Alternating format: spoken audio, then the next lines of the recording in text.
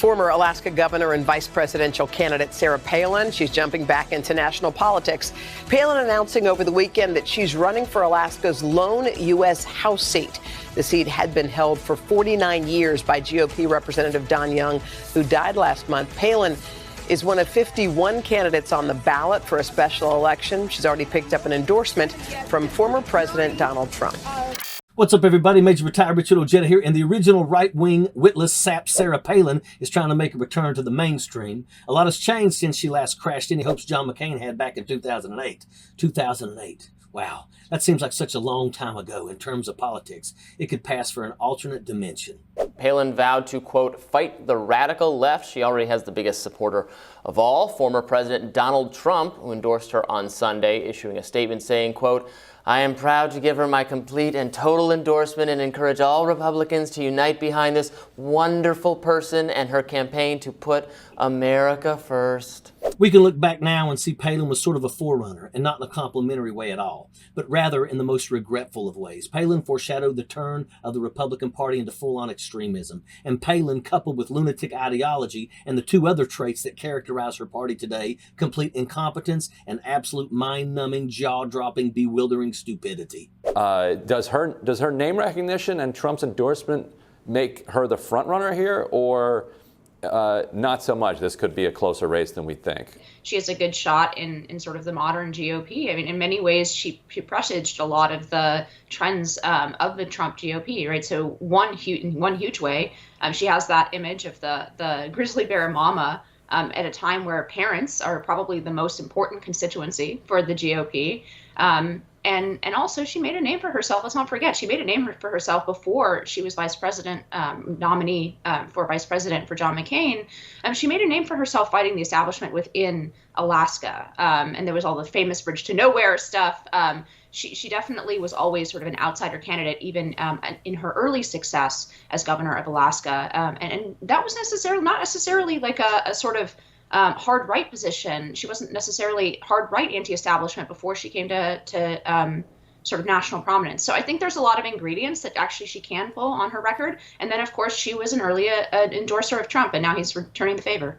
Palin was the original Marjorie Trainwreck Greene, Madison Cawthorn, or Lauren Boebert, an absolute moron who could come with one-liners so dumb it blurred the lines between news coverage or the funny pages. Back in those days, knuckle-dragging, bone-headed stupidity had not yet become the prerequisite that it is within the Republican Party. Palin was laughed off of most stages and was an embarrassment to the ticket she shared with McCain. But now that people like Trainwreck Greene have shattered the glass ceiling of stupidity completely, Palin sees an opportunity to jump back into the fray. And this shift since 2008 into complete incompetence and radical extremism is to blame on the sellouts of the Republican Party. Selling out is a foundational principle of the right. Everything and everybody has a price. Power is what the Republican Party is buying, and there is no price too high for them to pay. Decency, humanity, morality, democracy, all are to be sold outright if it means seizing power. And we can see how that train started a runaway venture off of the cliff of sanity. And a lot of it started with Sarah Palin. The Republican Party and their propaganda machine sold out any semblance of values to try and cover Palin's outlandish stupidity and far-right ideology. They tagged her for VP candidacy specifically to appeal to the lunatic fringe of far-right hate groups. Back then, their efforts were more veiled. And you can bet that simply because they didn't think they could sell stupidity and hate to their voter base. Then Donald Trump blew the lid off of any hesitancy. With Trump, it was discovered that there is no limit whatsoever of what you could pass on to the moronic Republican voter. You can outright tell these Republican voters to go wage war on the Capitol to delete their own democracy and install their evil empire. This is despite the fact that Donald Trump is the absolute picture of what they espouse to hate: a vile heathen, a dirty politician to the core, an abuser of the Constitution, a grifter, a lifelong lazy do-nothing, a white-collar criminal, and a person that is anti-American by the very definition of his own actions.